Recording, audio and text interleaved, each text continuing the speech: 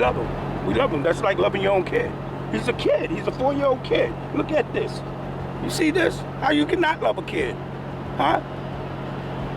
This is terrible. It really is. It breaks your heart.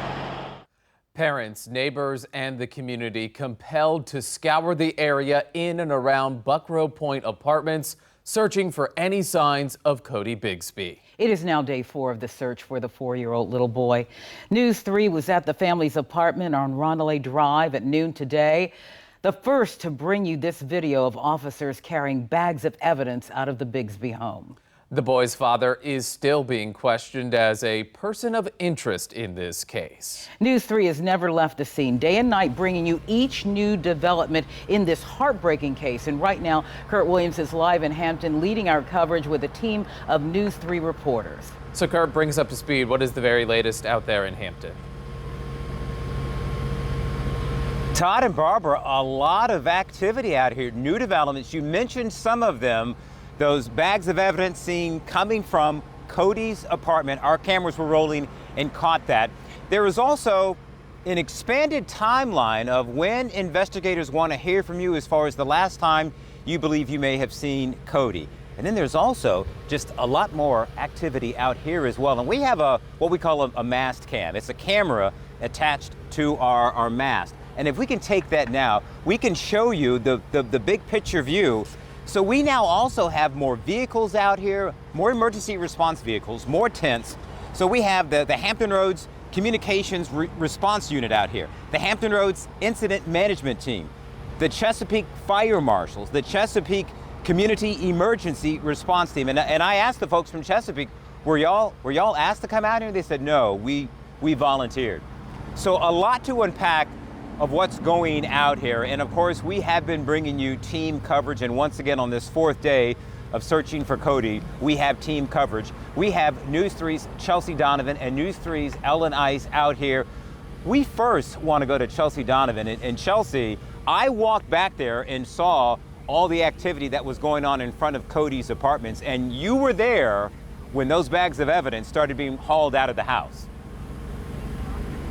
Yeah, Kurt, that happened just about 4 hours ago, and they're still doing that now. Actually, forensics teams just a few minutes ago left the scene with collection kits and bags of evidence. But take a look behind me. This is Corey and Codi's home.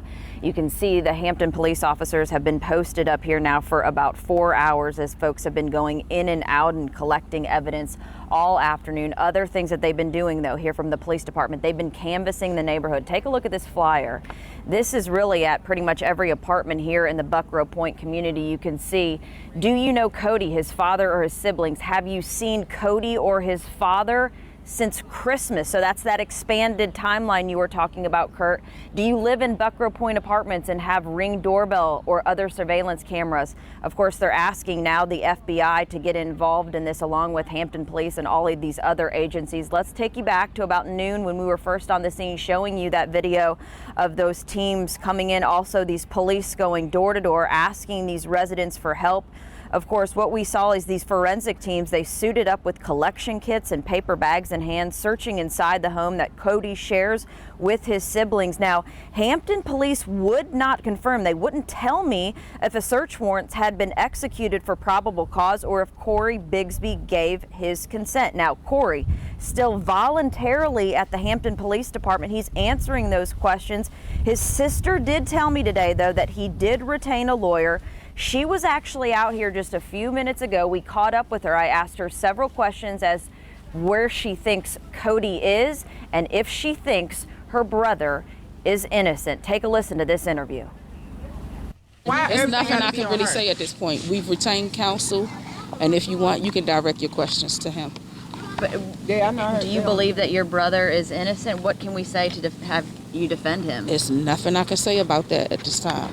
I think Codi is alive and well. We just need to find him. When is the last time you saw Codi? That is irrelevant, and I just told you I don't want to speak on that. If I knew where he is, I would have found him by now. So I don't know. Why would I not think he's alive? Why would anybody rule out the fact that he's alive?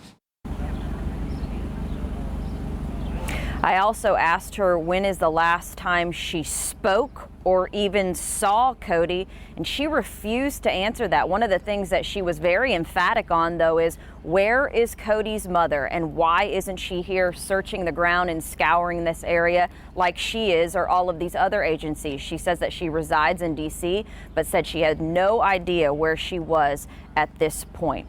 We'll continue to monitor things going here at the Bigsby home. For now, we're live in Hampton. Back to you.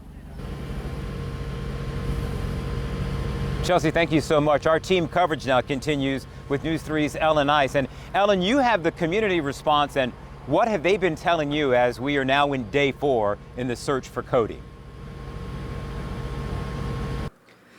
Well, Kurt, they've told me that they're tired. They're wanting answers as to where Codi is and what possibly could have happened. Let's take a look at some video from earlier today. The command center has been busy today. Suffolk Fire and Rescue brought their mobile command center out. Police have also added more tents. They tell me they're preparing for the rain that's supposed to be moving in. And we've heard no official update from police today, no press conference, except a tweet that asked for Codi and Codi Bigsby's whereabouts going back to Christmas. And we saw search crews out by Belle Isle Marina going through the marsh and checking the surrounding area. People who are searching tell us they are tired and they want answers. This boy have not been found. Now I want to keep my cool. This boy have not been found. And I hate to think the worst. That means we got to press the father more. And we do know that the father is still at the police station and is answering questions, and he has retained counsel. Kurt, back to you. All right, Ellen, thank you so much. Now, a moment ago, we showed you these new flyers. We told you that these were coming out today. What I want to do now is if you have your cell phone with you, grab your cell phone because there is a QR code. And we're going to hold this up because what this will allow you to do is scan this. I'm going to try to hold it really still. And then what happens is a link opens up and it has all of the pertinent information regarding Codi. And this will allow you to kind of just have it in case you don't have one of these flyers. This will allow you to have this. And this is why Hampton Police put that QR code on there so that you could have this with you at all time. And so that's just one of the other layers in this investigation, how they're trying to enlist the support of the community.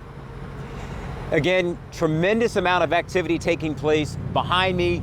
You saw the images we had earlier of the bags of evidence that were being retrieved from Codi's home. And then also when I went back there just to scope out to see what was going on, I talked to a resident who lived a few doors down from Codi.